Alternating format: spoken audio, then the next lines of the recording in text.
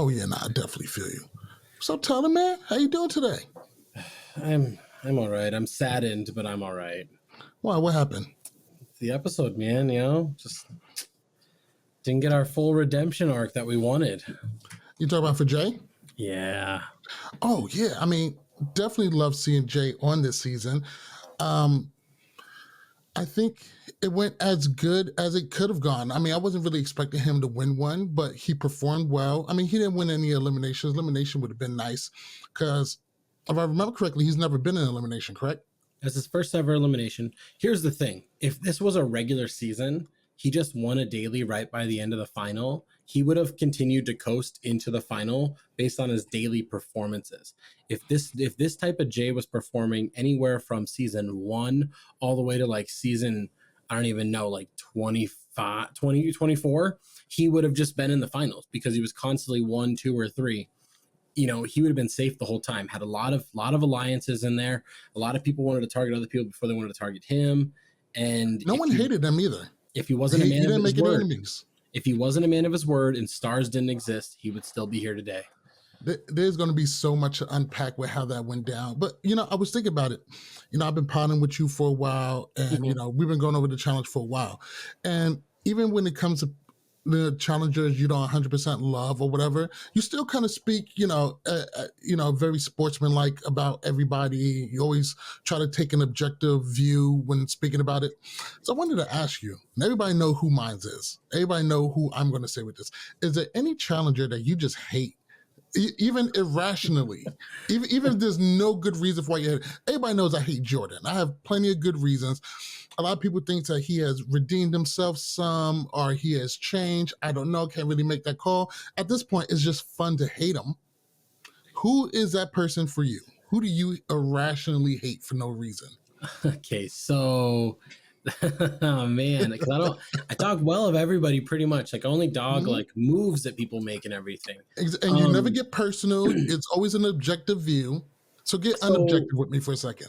Okay, so I used to not like Johnny Bananas, but the reason why is because I was on the side of Wes, So like that's right. We used to have that all the time with Antonio. We'd always have those little back and forth type things, and that's how I was. I've never been a fan of people that are super loud and don't really do much in the game. So I'm currently rewatching Rivals 1 right now because I like to do that. And so someone like Jen is not somebody that I'm a fan of because they hide behind alliances. They do a lot of talking though, but then they expect everybody to kind of just do stuff for them. But then when somebody calls them out on it, they're like, no, I don't. I can do everything myself. It's just, I don't like us as a viewer, we see both sides of everything. We're not in the game. Right. So like we see that you're lying. And then personally, I'm not a big fan of anybody that was on like, there's speculations that Challenge 40 is going to be Battle of the Eras. We can get to that when it gets there. But anybody from that first era that still acts like they're a big, big tough dog or they're still good. Sorry, I'm with the times. Every athlete now, Horacio, if he was in the first era, he would have won 10 challenges in a row.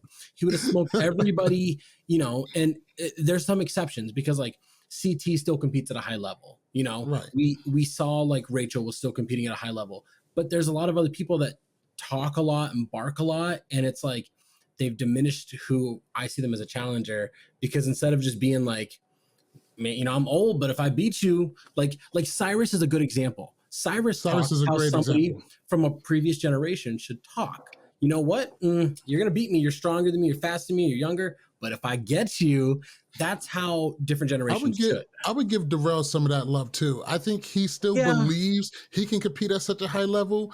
Yeah. I think he feels like he can still win one of these things. And he's such a likable guy. We want that for him, but his body may not be able to cash those checks for him. I got one for you if we're going to get more recent. So people that are on the show that I just can't get behind. I can't stand. I wish they just like Nicole. Like I just you just don't like her. It's just like I remember watching, Real World Skeletons. And I was a big fan. You kind of remind me of what's his name from Skeletons, just because you guys stature and size wise, you guys are about the same. Theo? No, I don't know. I don't remember his name. He's the guy that picked up Nicole and pinned her against the wall because he was mad and was like, "Listen to me," and everything. And it was pretty big. It was big chaos that time. Anyways, but I remember watching that, and then she went on Invasion, and I was like, "Oh, dude, Nicole's gonna be like the next." Like she's gonna be the next Rachel, the next Cara, the next Laura. Like she's our Emily. She's gonna be our next beast onto the show. And Right. then it was all about just like hooking up. And I'm just like, I don't care. I watch Love is Blind. I watch Love Island. That's when I want to care about relationships. This show, I don't want to care about relationships. Oh no, it was not like this motherfucker. And I've also never been a big. I know you talk about. He was weird too. Yeah, He I mean, was weird. I'm gonna tell you right now. Stature wise, I see what you're saying. That's what I'm saying. I'm not saying like you don't act the same or anything like that. I'm just saying like you guys both look like if you were next to each other, you'd probably be built the same, strength wise and everything. That's all I was doing. I am down 30 pounds. There you go. Yeah, And if we want to go mid range of somebody I don't really care for, I could. I opened the floodgates. I'm like, who do you hate? He's like, all of them. I could care less for somebody like Dunbar on my screen. I can care less for like. I never was a fan of Evan. I never liked Evan. Evan was a follower who fell upward. Anytime he found himself in positions of power is because he pretty much inherited it. It's just the way he talks about like women and the way he talks about other challengers. I think it's really derogatory. I think it's just like rewatching old seasons. You can really tell. Yeah. It's just like, ugh. And it's like you hope they grow up. I mean, you don't see these because those guys were gone after Rivals 1, but you hope they do. You assume they do. But rewatching older seasons, like I do all the time, I see things and I'm just like, I don't care for that. Yeah. Yeah, Johnny Bananas gets a real bad rap for the island, but there was other people. That was pretty bad. That was pretty bad. That was pretty bad, but Dunbar that season 2 was not very far behind him when it comes to gross out behavior. And Johanna, I didn't like Johanna on that season made Johanna look really bad too, in my opinion. Not just because she hooked up with Kenny, but like the way she like talked and acted about everything. Yeah, I wasn't a fan of, but it was a lot of dysfunction back then, and it ran both ways. Made it a really great TV show.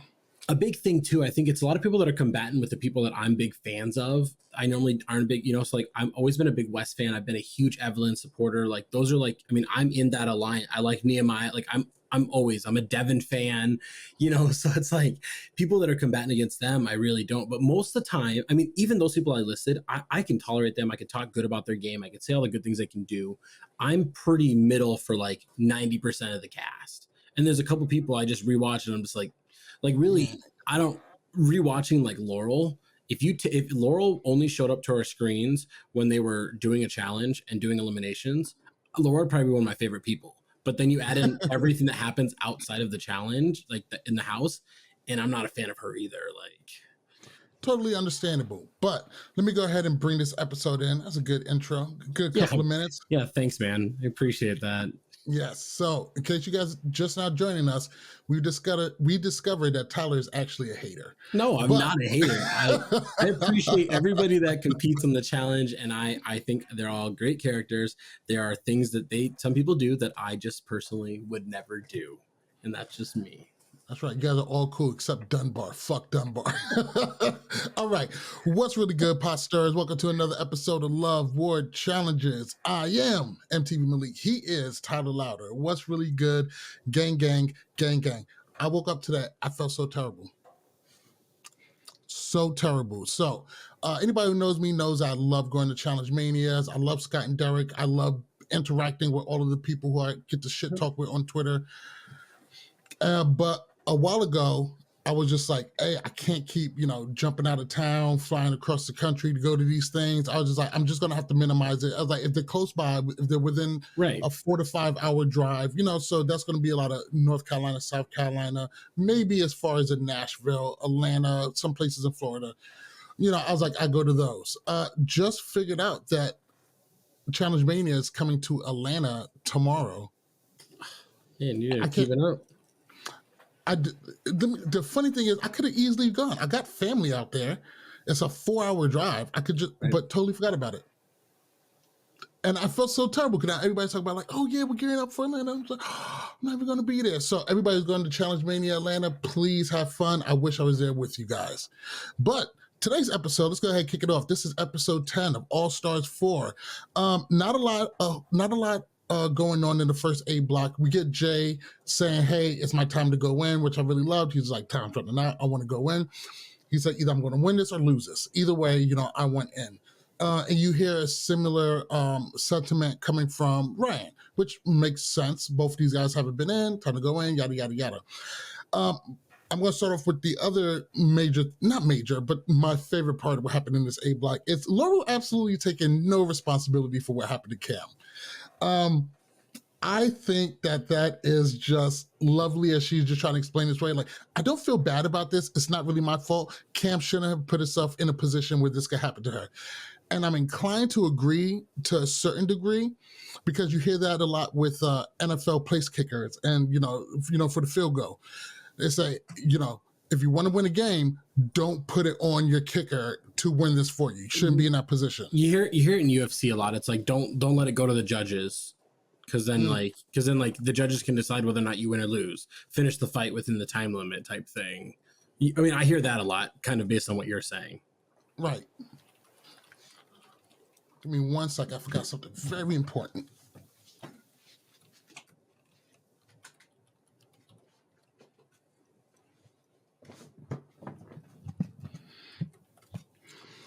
And I'm back. So, does Laurel bear some responsibility for getting Cam sent home? I mean, she 100% does, because Cam could have just not been sent in, and then somebody else. They could have sent in Veronica. Like, they could have sent somebody else. Like, there's one of two ways to look at this. Either Laurel had this already planned the whole time, or that famous saying of like, history is only written by the winners. Cam's out there to defend herself, so Laurel can be like, yeah, of course. If I didn't go in, Cam goes home. So who cares? Like, I knew this would happen all along, because she's technically the winner in this. So she can write the story however she wants. It's her narrative. I mean, she should take responsibility, because all you did was like, you made Leroy mad. If you ever do a season in the future, like with Cam, she's never going to trust you. Like, Cam is not a, oh, we can't rebuild this bridge. Nope, Cam. Nope, we don't rebuild bridges. You burnt it. Have you been following the drama between her and Cara since? I don't follow anything on social media during season, and I just wait for you to pick me up, because sometimes it'll be spoilers. And I'm going to let you know in a little secret. I thought I saw spoilers to All Stars 4 a long time ago, and I thought it said Cara got sent home in 4th episode. Is literally what I thought I saw in a comment, and I was like, dude, come on, why? And then all of a sudden it didn't happen, and I was like, oh, okay, I don't know what I believe. This is one of the reasons why I used to hate spoilers too. And yes, I know there's people out there spoil you shit before. I'm sorry. But some of them were still bad about it. It was one time, and I did feel bad. But a lot of times what happens is we get the spoilers and we get them in real time as they're happening. The show doesn't come out for months later. In this case, well over a year. Right. The only thing I remember is the winner. So I hardly ever remember the orders or whatever when it comes to spoilers. I potentially seen a comment or two on a winner. I don't know if it's true or not. So I don't want to say anything, I'm just waiting, and I'm hoping that whatever I saw isn't real. I've seen it a couple times, in seasons where I've seen somebody goes why do you even care? Blah, blah, blah wins. And I'm just like, dude, why? We're talking about your favorite challenger from 10 years ago. Why are you saying that right now? So, but go ahead. Tell me about some of the, you said Cara and Cam beef? Yes. So Blood Money was good, bro. Sent me a scene because Johnny Bananas has his podcast, Death, Taxes, and Bananas, on The Ringer. So good for him on the Ringer reality TV lineup. So good for him. And he sent it to me. It was 10 minutes long. And the first thing I said was, I'm not listening to all that shit right there. But basically, Cara's made some comments, and Cam says oh, she's lying, it didn't go down this way. And they're going back and forth. Basically, she said Cara is a liar. She went to Nicole and said oh, Cam thinks you're dumb as a box of rocks. You're a super huge idiot, and it hurt Nicole's feelings and made her cry. Cam was I never said that. And, stuff about them going to the baby shower, but not going to the baby shower and just visit. A whole bunch of stuff back and forth. But Who are you siding with that one between Cara and Cam? Or do you not have enough information to make a intelligent decision? I mean, I don't have enough information, but Cam has said that Nicole isn't very intelligent in a confessional. I feel like I've heard that, like in a confessional. And I also feel like I've heard Cam say that she's not worried about Nicole because she's not a threat. Like when she was talking about people she was worried about, it was like Rachel, Cara, Laurel. And then she's just talked about like a decision that like Nicole's made. And I feel like she said like she clearly can't think about these. I don't know. I swear I've heard it. It kind of tracks, right? And it's like it's not saying that Cam called her unintelligent, but I feel like, to be fair, I feel like probably Nicole gets called this stuff a lot. I feel like it actually does. Like if this is probably why like Nicole works out all the time, is in as good a shape as she is, because people were always like calling her dumb or stuff like that, or unintellectual and everything like that. So I'm sure it was like a motivation. Like, oh, you can call me stupid? Bam! So I wouldn't doubt it, but then again, I don't have enough information. Also, I'm gonna say this right now. I know that people have beef and everything. I don't care. I really don't care what people think about each other for these shows, because if you're elite, you put Twitter beef aside, or Instagram or whatever it is, you know, TikTok beef, and then you just adapt to the game that's in. And I think that's the things that I like to see. You know, we see I don't know, I just, that stuff doesn't bother me too much. So I get you. Now, we get to the daily. Daily is going to be called Roll With It. And this is a goofy daily. Basically, everybody's sitting in a shopping cart. There's a set of I don't even know what you call them. Like, not barrels, but no, they have lasso. They're like barrels, but they're barrels they with have like something a pole. phallic. Yeah. A barrel with a pole on it. Got a lasso around it, pull yourself up. So initially, when I saw this elimination, I was just like, okay, this will be cool. Everybody's kind of on fair standing, and just kind of, you know, who's going to figure this one out first. And surprisingly, is Jay. And I love the fact that Jay said that he was either going to win this thing or lose it. He was so intent on going in. He went to make it happen. You know, he spoke about it before it happened and then made it happen. And I love stuff like that. Hey, I need to get this win today. I'm going to go get this win. And then you go get the win. So I really love that. Let's talk about how he won it. Everybody's having trouble with this lasso. Even the people who supposedly should know how to lasso is having trouble lassoing. Jay, and I know we talk about this actually often. Hey, if they don't say it's not a rule, so he just goes from card to card, pushing himself forth, gets an easy win right over Adam, who was several places ahead of him. How do you feel about that win? I was over Ace. Ace was at the very over beginning. Ace. Thank you. No, I mean, it's smart because he even explains it to the audience, which I think is it's fantastic storytelling from somebody that's not supposed to be the storyteller. Like Jay is not in that position of like Cara, Laurel, you know, Leroy that can like puts a narrative to tell a story. And he's like, you know, he said that these things are here to assist us to get up there, but they didn't say we had to use it. So it's like, yeah, I mean, why not? Like, that doesn't seem like, I feel like if it was going to be that way, they should have locked him in lanes. You know what I mean? Like put the wheels in a track so that way you couldn't keep pushing. Like you had to like pull your whole body weight. If they didn't do that, why not? And like he said, you know, these are what the rules say. They never say you can't do that. They didn't stop him while he was doing it. So it must have been good to go. And it didn't work for everybody. Other people tried and it didn't work for everybody. So in that case, it's like, well, it wasn't a complete loophole because there were still two people at the beginning that never even moved. So So I'm pretty okay with this win too. I think he just figured out how to do it. And a lot of times these dailies can go to whoever can figure it out and figure it out first. And I'm glad that a daily challenge like this wasn't in heats where people could kind of steal it. Everybody kind of had to figure it out in real time. I thought it was really, really great. I mean, and the best part about it too was that some people did see it, did steal it, but these type of dailies are the best because nobody can prepare for these things. Some people might have more experience lassoing, sure. Some people have more experience doing crazy dumb stuff where they can figure it out. But really, this is just like, how street smart are you? And that was the type of challenges we like. You know, doesn't matter how many pull-ups you can do. Like, can you figure out how to win? Exactly. And another good one is anybody could have won this one. If Flora could have figured this out first, she could have won it. So I know that sometimes as I don't know challenge about fans, we're that, not, but can but you get what I'm saying. yeah, I know what I you love mean. I love the fact that the challenge could always make room for any time of these. Anybody can win one of these. Yeah, these So, like and I'm glad they do it. circus games. Yeah, and I'm glad they do it in All Stars too, because this is the time to do it.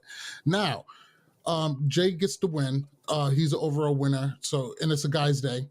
And Laurel gets the winner for females. And so we get to it. Middle group is Ace, Adam, Derek, Nicole, and Cara. And the bottom is going to be Leroy, Steve, Avery, Ryan, Veronica, and I know her name. Avery. No, I said Avery. I said I didn't write down all of the names, so it's throwing me off. But anyway, So when it was only 5. There's just 5 in the bottom. okay, yeah. So I'm missing Veronica was who I was missing. Okay, cool. So and I was thinking, Right. and I was just like, I know I don't love everything about this All Stars format, but you know what I do like about this one? The people who do bad during the daily are the ones that's eligible to get voted in, and the middle group has a whole lot of power. I think looking back at it now and objectively, I think this is one of the best power sharing models we've had for the challenge. The losers are going in. You get to pick from the losers. Mm-hmm. So everybody who's down there and who's going into elimination deserves to be down there. Now the winners are safe if they choose to be, because you could be very unsafe if you get called down. And the middle group has a lot of power that isn't shared with the winners or the losers, and they solely get to decide how that's gonna shake out. I really, really like the power dynamic of this voting model. No, and I do too. The only like thing that this could continue in the future, but you like have to like have a you have to win an elimination to get a star to go to the final. Otherwise, the winners doesn't really matter too much. But the only way you could really add to this, I think, is if you didn't vote in 2 people, and it was like you pick one, and then we have a draw. Like I think that would make it the best, where it adds randomness to it. Because I think the best challenge seasons are the ones that have the least amount of predictability. Like, there's a reason Free Agents is fantastic. It's fucking chaos. There's a reason why everybody, really liked Rivals too, because it was like, oh no, only the men vote for the women and the women vote for the men. Like, so it wasn't as like, oh, I can get out somebody I want to go home. You have to hope somebody else that you're not even competing against does it. Or Dirty 30, you got to draw the X, and then you get to pick who goes in. So like those randomness where you go into elimination and you don't know everything, that's what makes the show compelling at those times versus just like, oh, we're going to pick off everybody, I agree with you. I will probably put the voting chain towards the bottom of that list, because I always hated how that came out, even though I do like that it takes a fair amount of politicking for people to get that figured out, because pretty much you got to make sure that you're able to control the chain. And if somebody doesn't vote, you know what, maybe not at the bottom. I think it's good that the challenge alters these, but in reality, we have several different models. They probably don't need to create a whole bunch of new ones. No, but I think the voting chain is actually one of my favorite, because not the Battle for a New Champion, but the dual 1 and 2, where last place gets to call out anybody but the winner. Because again, it's also random. You don't know who's going to go in. I love people getting voted and able to call. I mean, people, that's by far my favorite. If you get voted into elimination, you get to pick somebody who voted you in. And we saw it on Final Reckoning. That was the best iteration. That was the best, yeah, by far. It was like, these 2 people think that you want to go home, so pick one to go against. Like, oh, you know what time it is? Malik's hot take. Oh, let's do it. The Redemption House is not the worst. I actually like the Redemption House to a degree. I think it may have been better structure. I'm okay with it, but it was too whatever. Yeah. Okay, moving on. Before we move on, they did something a little bit different. They had a podium and they had the medals or whatever. And I was thinking, I thought I really, really liked the podium. I wouldn't mind seeing a podium and daily challenge medals in the future. I wouldn't mind that for everyone. All it did was make Laurel look extra, is all it did. Like, just like she is trying so hard to like make TV moments, and it's just, I don't know if it's like that's just who she, because I feel like she wasn't always like that, but it just seems like she's more aware. this whole season, I don't know if she's aware or if it's like I need to get called back more often. Like I want to do this more. I don't know. It's just weird because rewatching her now, like I'm watching like Rivals 1 and she Yeah. doesn't do this. I've watched some like Free Agents. She doesn't One, she do could give a this. fuck less. But She could give a now, fuck less. but now it's like I'm gonna scream at Kara when we're doing a vote, and now it's like I'm gonna say, "Oh my god, it's got TJ's face!" Like over the top. It's over the top, and I don't know. It's weird. I don't know what's going on. I don't know why, but it's just different than what I feel like I'm expecting. You know what I mean? Yeah, she probably has some TV awareness and probably wants to get called back more. And we see her doing more of these seasons lately, so good for her. Now, in the A block, you know, Jay already said he's going in. Like he's already made promises, like, hey, just throw these people in. I'm going in no matter what because I got to get my star. Which also I fucking love. He made his intentions clear. No one's being hurt. If you don't want to go in, this is good for you. And if you're scared to go in, this is good for you because it's one less person. So I love that. Ryan starts to back out. Him and Jay. Don't get it. I don't get it. Hated it. And this is a season with some of the strongest casts on the female side, but we're seeing quite a bit of cowardice, which I don't know how to say anything else. Like, bro, it's your time to go in. Okay, so I have a question for you, and I asked my wife this last night, so I'm really interested to hear like your thought process on this too. Is okay, we'll just say you and I. All right, would you rather we're on a challenge together and you go against me, knowing that either you get the star or I get the star, which is positive, because I would want you to win if I get eliminated, and I feel like you'd want me to win if I get eliminated. Or would you rather go against somebody that you hate, knowing there's a 50% chance they're going to beat you and always hold that over your head? Like, what would you rather? Hey, I know not everybody knows me. I am a big African-American New Yorker.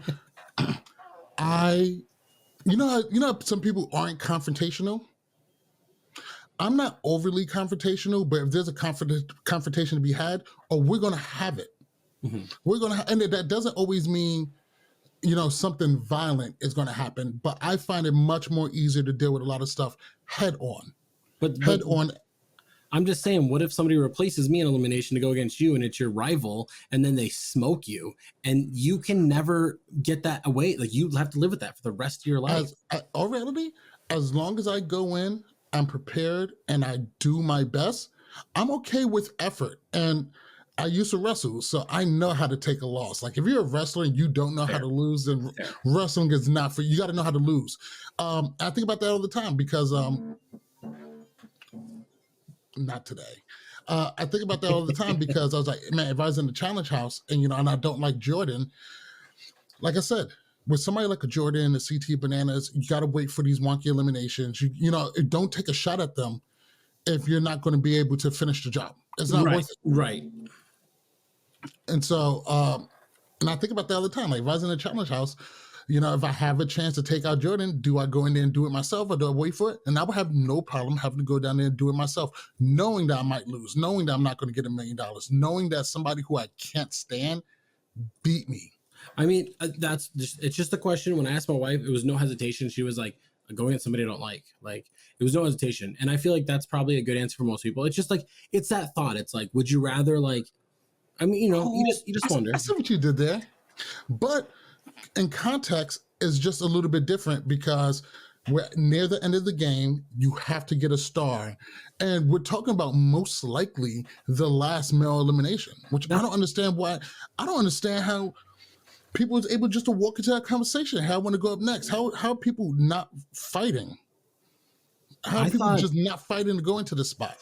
I thought the whole, and let's get to the voting part of this, because this is where it gets really destructive for somebody like Adam, and it's super confusing. I mean, I get his mindset of like 2-star holds going in, but like, Jay's going in. Like, it's crazy because when Carver was saying a lot of these same reasons for defending her star, he acted like she was being selfish and just completely and I'm just saying like, yo, funny how to switch up when we're talking about you. 1 week ago. And you know what I would 1 week ago. You know what I would have done if I was Adam? My first thing would have been, I'm going to go talk to Jay. and be like, hey, I want to know, like, you want to go in, you want Ryan. If I can help facilitate that, are you going to take my star? And but what if it's Leroy and Steve? Are you going to take my star, or are you going to take one of theirs?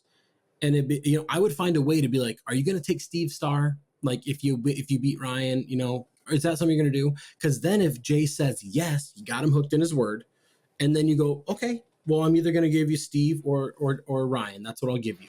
And then and then you protect yourself and you protect your star. But something like that, you need a skill that Adam doesn't seem to have, and that's political prowess. Also, can we talk about how messed up from start to finish this episode is for Adam? That's my brother from another mother. Oh, we were 100%. And then you know what? I know everybody gets on production a while, but sometimes production knows exactly what they're doing. They painted a picture, and you said what? Fake. Oh, yeah, 100% fake. That's a fake friend. 100%. And let me tell you something. I can't remember the last time I've done such a huge 180 on a challenger. I mean, I wasn't super rooting for Adam. I didn't really hate him. It's been a while since he's been on one of these things. But it was like yes from season 1. It's like, you know what? The old guy's getting it done. Good for you. Yeah, exactly. Yeah. Yeah, and for the most part, he was fine. He'll say one or two things. But him from the way he was treating Cara to totally doing the same thing she was doing last week with trying to protect her star. You didn't hear none of that guff. I didn't like any of that. And a lot of times, man, as the audience, we're not stupid. Just say what time it is. Listen, I know she was talking all crazy, and like now that I'm in her position, I totally understand how she felt. And just like that, it was fine. And not to mention the nerve of his sassiness at the end of this episode. I definitely want to get him on that. But the way the nominations go, it was weird. Nicole went Ryan and Steve. Adam went Leroy and Steve. How does this benefit you? I mean, of course, he's trying to keep his star safe, but Jay's going in. He's already said he's going in. Like, so to me, he just opened himself up for a lot of retaliation later on in the season. Like later on this episode. It should have been, for his star to be safe, it should have been Leroy versus Ryan. That was the best way to keep himself safe, 100%, because know Jay is going in. So either Jay goes against Leroy, takes his star, or Jay goes in against Ryan, takes, and then he won't take Adam's star because Adam has made that deal, like I was talking about. I think you have to have those cards. It didn't make sense for any of them.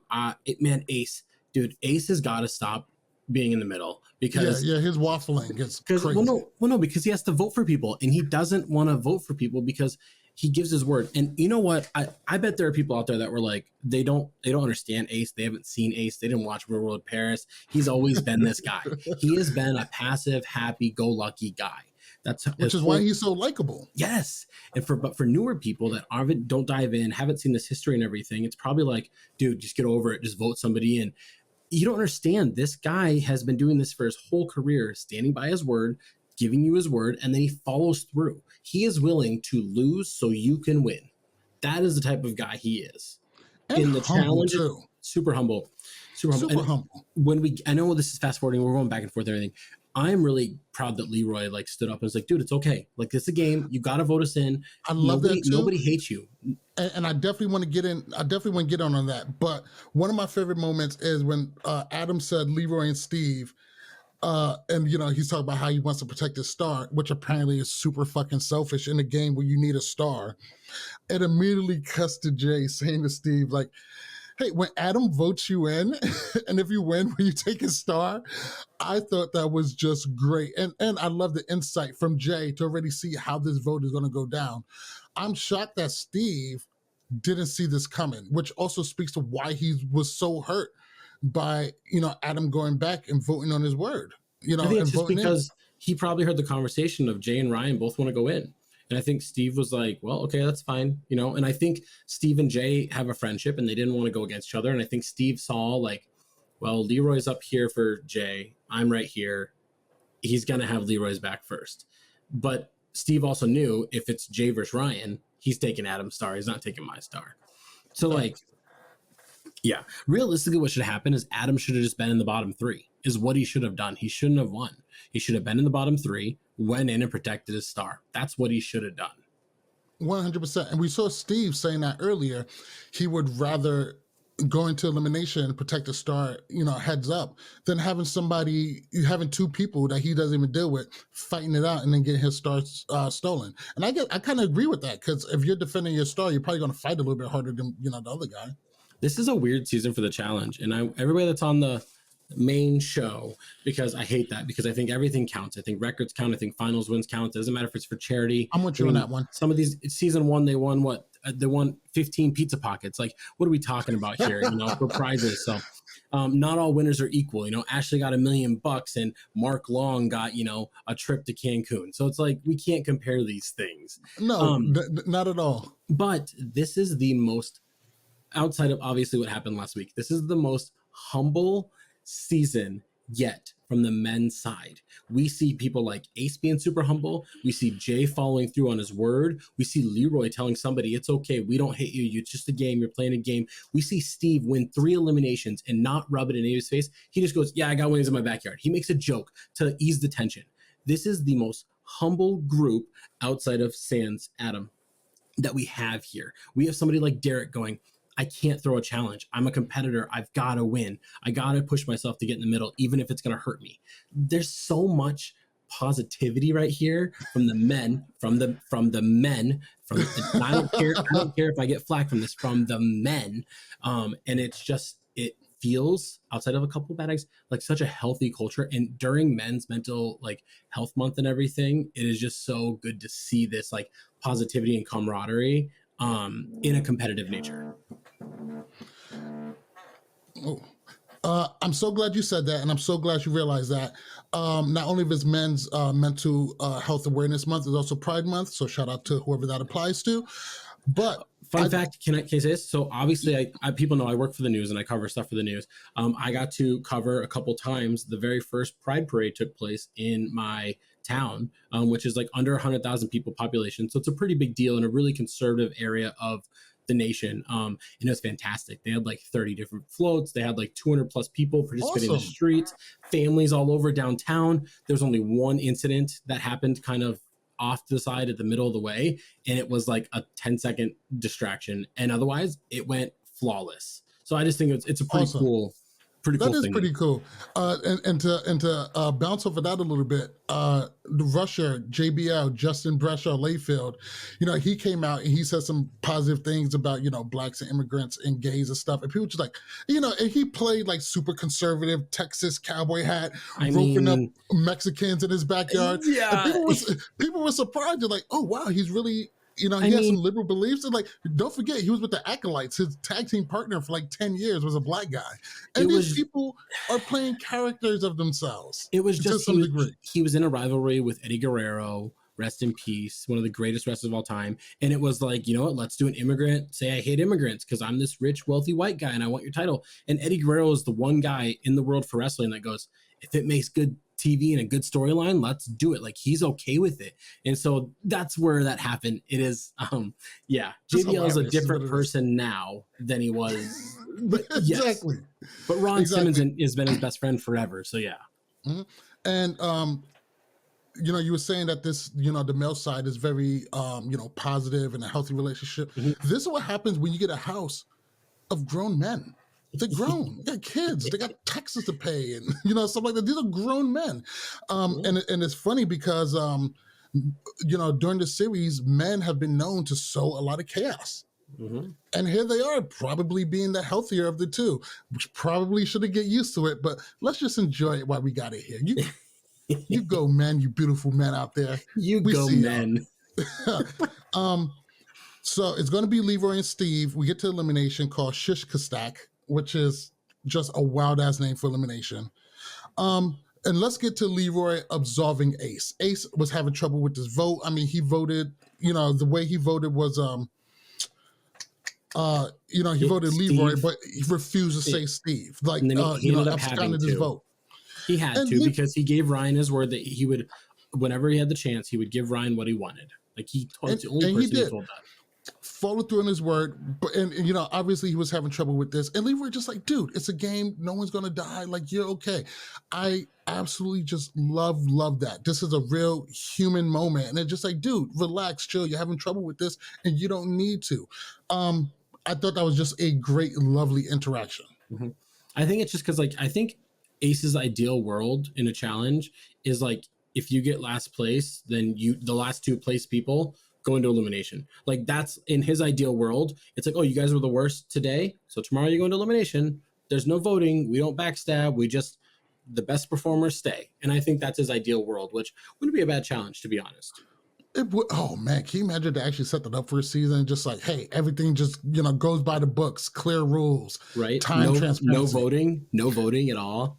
Oh my god! Like if you want to get your rival out, you have to make sure that they're in the bottom two. Like we would be losing a very integral part of the challenge if that was happening. Maybe. But it might not be bad to try it out on an all-star season, see how it goes, or try it out on like a new like prospect challenge season where you're bringing in only rookies and you do like a 6-episode miniseries and it's just prospects. You know what? And Fresh Meat, I remember when they did like the Fresh Meat Combine, and I thought that was fucking great. I thought that was really, really great. Yeah. So, on to the elimination. Basically, the challengers are going to have to jump into... Oh, my fault. Before we get into that, so TJ explains what it is. They have to jump in the tank one by one, grab a puzzle piece, bring it out, and arrange these puzzle pieces by shade of color. So Jay keeps his word and comes down. But Jay also has a broken nose, which makes breathing a little bit difficult, and he's also partially colorblind. But he keeps his word. He comes down, and what may be just the absolute worst thing, the only worst elimination he'd go in, he'd be like, all right, this elimination, if your name is Jay, you lose. Like that's the only worst elimination he could have possibly come into. If you're under 6 foot, you lose. Like, yeah. Like that's, yeah. Here goes the thing. I really, really respect the fact that even with the odds against him and it didn't look great, even going in, and other people knew this as he was going in, I respect the hell out of it. I would not feel any kind of way if he skipped it. So there are talks, if you follow Zach's podcast, I've seen it. Ryan was just on there. And so last week when Laurel was going to go in, I guess Laurel was about to go in, and Ryan and Nicole talked her out of going in before because they were like, dude, it's height wise, like you're too tall, like it's risky, like Cara could maybe take you out, like it's too risky. Laurel was probably still going to go in there, and they talked her out of it. This is what Ryan was saying. So if that's true, why did Nicole not talk Jay out of this? And or did she try and talk him out of it and he still stuck by his word? I see him still sticking by his word. I think it was important for him to keep his word. I think it was important to him that he made a promise to Leroy that if he gets voted in, he would pull him out. This was a complete redemption season for him. I was like, I'm going to do everything the right way. I'm going to prove to people that I can do this. I'm not going to weasel my way to the finals. Like, I'm going to show that I belong, because we've been talking about this for a while. Jay's been politicking to be back on the show, and everybody's like, dude, what are you doing? Get off of Twitter. Stop commenting. He should have been on the show back in a while ago. He should have been on Total Madness. He should have been on that 35 is when we should have introduced him back. The way he played this game reminds me of somebody who I can't stand. And the way he played this game was like Jordan. I know I rag on Jordan all the time, but I always respected about how good he was in this game. And I'll tell you what, if Jordan sticks with the challenge, he'll beat Johnny Bananas' record. He'll probably smash it. He just doesn't do enough challenges is his only problem. I mean, he's won a significant amount of money. He just takes too many breaks. That's the thing. Like Bananas was just boom, boom, boom, boom, boom, you know? Yes. But the way he plays, I absolutely love it sometimes. He went in there, he played the game straight. He didn't make a bunch of Weasley deals. He competed pretty good. Not as arrogant, and probably didn't have to experience as many eliminations, being for the fact that he kept himself in a good position politically, but he wasn't scared to go in. No, I mean, he only had one daily that he fell into the bottom, and it was on a female day, I believe. Other than that, he won several dailies. He was in the middle for every other thing. Like, he was the most consistent player. He didn't not make the top 2 groups until like episode 7. So he's been consistent, not scared to go into eliminations, made friends, kept his word. This is a phenomenal season for Jay. It's a good, and it's also a good way to come back. I commend the way he played this season. It was a pleasure to see him all season. But for reasons that we just explained, Steve Dustin in this elimination, being partially colorblind, I mean, once you get that red and the orange, he struggled with going down and dragging all of it. Also, I thought Steve took a lot of risks with making sure he jumped down because he was going down the ladder too slow. My knees were hurting. My knees hurt when I saw that jump. Watching it, I sprained an ankle just watching him.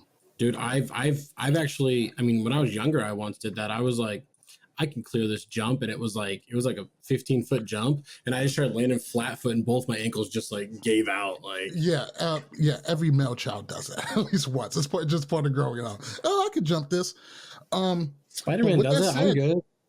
With that's a lot of great things to be said about Jay, but also he still almost won. It was still pretty close. He had like 3 or 4 pieces to put together. Like he had his base, and then he had to get one more piece. Like it was closer than it probably should have been for somebody that could not tell any of the 5 pieces apart. I would agree. And I will say this. I think this elimination speaks more to how beastly Steve actually is. Talk about somebody who is just underrated. This is his 3rd elimination this season. He has gotten into multiple eliminations and won handedly. I don't think enough respect is being put on Steve's name for how he competes. No, I think he's doing fantastic here. I think he's showing that he can compete in all these different levels. I think last season, he didn't really get the proper, representation of his true abilities. One thing we didn't touch on too is like we were talking about how like he had a broken nose, Jay, and he was colorblind because of the nose thing. I don't know why they didn't offer him like a nose plug or whatever they do when they swim. He was swimming with one arm down when the water pulls you up naturally. Do you know how hard it is to swim with one arm? Like it is, it's hard to swim with too. There's a reason why they don't have even in the Olympics, they don't go the 1-arm breaststroke because you'd struggle. You could die. It's not something you could do. And he was having to do that. So. And even knowing that he was at a severe disadvantage, he still went in there, kept his word. I commend how he played this season. Just wonderful. We should really start seeing him all of the time. And he's a little bit older, brings in a good energy, help balance out this new young crop that's coming in, who I do like. I do like this new crop that's coming in with the Horacios, Olivia's, Norises. Yeah, I know. He's not. Well, he just got married then. I mean, right after the show, he got married, which is, I guess, probably months ago now and everything. I do know he's a firefighter, so he's like Nicole. Like his schedule doesn't open up. It's harder to get on consecutive shows. That's what I've heard from Nicole. So I'd assume it's the same, for Jay. But that's one of the great things about All Stars. It's it's a lot less impactful. Like when it comes to traveling. Yeah, way better. And you can get that in PTO if you have a decent job. Yeah. But Steve walks away with the win. Very proud for the way he plays it.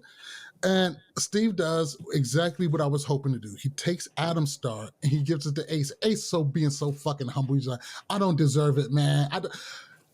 Like the final is right around the corner. You're trying to talk yourself out of be given a star? Come on. I mean, I'm cynical. So usually when I see stuff like this, it's like, come on, you want to appear humble, but God, it doesn't seem fake. It doesn't seem fake. I mean, if you talk to Flora, she thinks it is fake, but then again, who are you? And so that's my new nickname for Flora. Is who the fuck is Flora? Who are you? It's just like, here's the thing. I do think that there are 2 sides to it. I think Ace. I don't think Ace is playing a game with his courtesy and kindness. I just think he understands if you do good to others, they're not going to rip your throat back. Like they're going to be receptive to it. Granted, it's helping him in this game, but that doesn't always help him in every game. He was first one out in All Stars 1, so he's the same person either way. But great move by Steve. That's what I would have done too. Great move by Steve. And the way Adam reacts to getting his star taken really put such a dirty taste in my mouth. He's like, this is why you have no friends, and you are nobody to me. I was like, holy fucking shit. He really took that personally. It was like, and you can relate to this. I mean, I have a soon-to-be middle schooler, but when you take a 4th, 5th, 6th graders phone away from them, that was the response it was. That's what it was. Fucking Satan. That's what it is. Oh yeah, nobody likes you, and then immediately shows Cara hugging him, going, "Oh my God, I'm so happy you won. You did great." Like, okay, easy there. He has more friends than you think. Exactly. And I'm telling you right now, I already know, not just me. I know there's a lot of people out there in Challenge Land who felt who disliked how he reacted to that. I thought it was totally childish, considering he's one of the more older people, and he should be, one of the lead people for being responsible and being kind. And hopefully lead, like you said, this is a cast full of male positivity and good stuff. You would hope that somebody like that would be at the forefront of that. And the way he acted, my phone is going wild. But the way he reacted was totally out of sorts, wasn't cool, and just like that, I'm not a fan. So that's how we ended episode 10 of All Star Season 4. Now, let's get into the hit list. The top 12. Let's hear it. All right, so we'll talk about the bottom 6. So the bottom 6 right now, we have Flora, Ryan, Avery, Veronica, Adam, and Leroy. That's our bottom 6. Quick explanation. Flora, no explanation needed.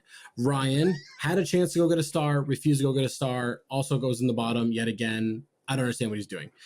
Avery, I definitely see you on that one, because with Ryan, he could have gained significant amount of power by going in. You got the power of the fate of your game in your hand, and you toss it to the side because he probably would have won this daily too. Oh yeah, elimination. Absolutely. Avery is at 10 because she continues to be at the bottom, and then when she has power, she doesn't do anything with it. So it's just like she's just there. And like today, she was like, "Yay, I'm glad it's a guy's day," and it's like, why? Like, why? Okay. Veronica, I tell you on that, I'm actually a little disappointed in Avery this season because I was expecting a lot more fireworks. I expected her at least to be more entertaining. It's way too safe, and it's been really, really boring to watch. Veronica is only above those 3 because she has a star. She's still performing the exact same as all of them, but right now she's in the final. In worst case, she's 6th place. Next is Adam, because not only did he lose a star, but also is going to make an enemy out of Steve and Kara. And so I don't see him having this like power and everything. Leroy's up next because even though Leroy got saved, so Leroy actually moved up a couple spots, but again, he was in the bottom. We're seeing Leroy in the bottom way too much, even though he has a star. He doesn't have a lot of power and protection. Like that was like his last card, I feel like, was Jay replacing him. Not to mention Cam is the one who is putting a lot of these things together and a lot of these votes. Right. And Leroy doesn't normally play that way. So him losing Cam really hurt him a lot politically, but thank God he is a well-liked person in the house. Not a lot of people are going to take a shot at him needlessly. Yeah. So moving to our top 6, Derek moves into 6 because he's consistently performing. I think he's holding his good, word and everything. Nicole's at 5 because she just lost her number 1 guy, Ally. I do think that will kind of hinder her if we're going to have another challenge. Ace moves up to 4 because Ace can just be Ace and he gets stars, He slept his way into a star. And then Steve moves up to 3 because not only did he establish himself with a shield and Ace having a star, but he gained that relationship in Steve, more so now, especially with Jay being gone. I think those guys can work more together. Any one other elimination. Laurel won another daily. Again, here she is winning another daily, and she's at the top. Losing Jay kind of hurts for her, but overall, I mean, if there's more eliminations, there's just 3 women that I think that she easily is going to take a stop, win and beat and everything. And then Kara's number 1 because Kara came in, she came into top middle group. She was, I think, 3rd place girl, a female, and overall just, she did what she had to do, just kind of won. I don't see Kara moving down unless Steve wins a 4th elimination, or Kara loses. Really, I don't see how I'm going to move Kara down. Kara will have to probably lose to Laurel. Yeah, like realistically, like right now, she, even on her bad day, she just finished in the middle group and got to vote in people. She lost Jay. It does hurt. So I mean, I could see an argument for her falling, but I don't think that hurts her as much as it hurts Nicole because Kara has Steve and Ace. Right. And also with Cam being gone, the anti-Kara army now is really just Nicole, Laurel, and Flora. And Flora can't do shit because she'll never be in the middle group or have a win. And Veronica, but more so Veronica's just you, not me, is how Veronica is. Yeah, Veronica isn't like actively hunting Kara, but she will easily throw her in front of a bus if it's going to protect a star. Very solid list. Very solid list. Loved it. Any bold predictions for the coming up episodes? No bold predictions. Stuff we could probably touch on next week. I kind of just want to wait and see. There's a thought in my head that there's actually going to be 4 men and 4 women in the final, and they're going to just like have the final 3 compete for the last star that they didn't tell them about, because I can't find a way that they're going to get rid of everybody. So I think what I think it might be a double elimination, and I think it's going to be 4 people can go, but we're going to have an early elimination. 4 people can get dressed, only 3 people are getting on the plane. You know. Yeah, something like that. And I think there's going to be some way, because they have to do something to eliminate more people or add another star at the end. I mean, it's going to be weird to see how they do it. Who knows? Again, this is one of those production things, of like last minute elimination, like they did on, Free Agents, and there was Johnny versus CT. Yeah. Because it's 12 episodes. So we're already at 10. And you need to cut this stuff in half. The final's 12. So if the final is 12, then 11, we have to get rid of 6 competitors in this next episode, or we're going to get rid of 4, and then we're going to get rid of 2 in the last episode. Right at the final. So, but that's all. That makes sense. Yeah. Take 4 people, but when you get there, elimination, I can see that. Well, one hell of an episode. Do you have any parting words before we get out of here? You know what? This season of All Stars 4 has been better than All Stars 2. I think most times it's been better than All Stars 1 as well. It's not as good as All Stars 3 right now, but it is, considering where we were when we were previewing this show, it has performed a lot better than I thought it would as a show. And I'm really enjoying this season. It has been insanely just good to watch, like, yeah, it's entertaining. Every episode is entertaining.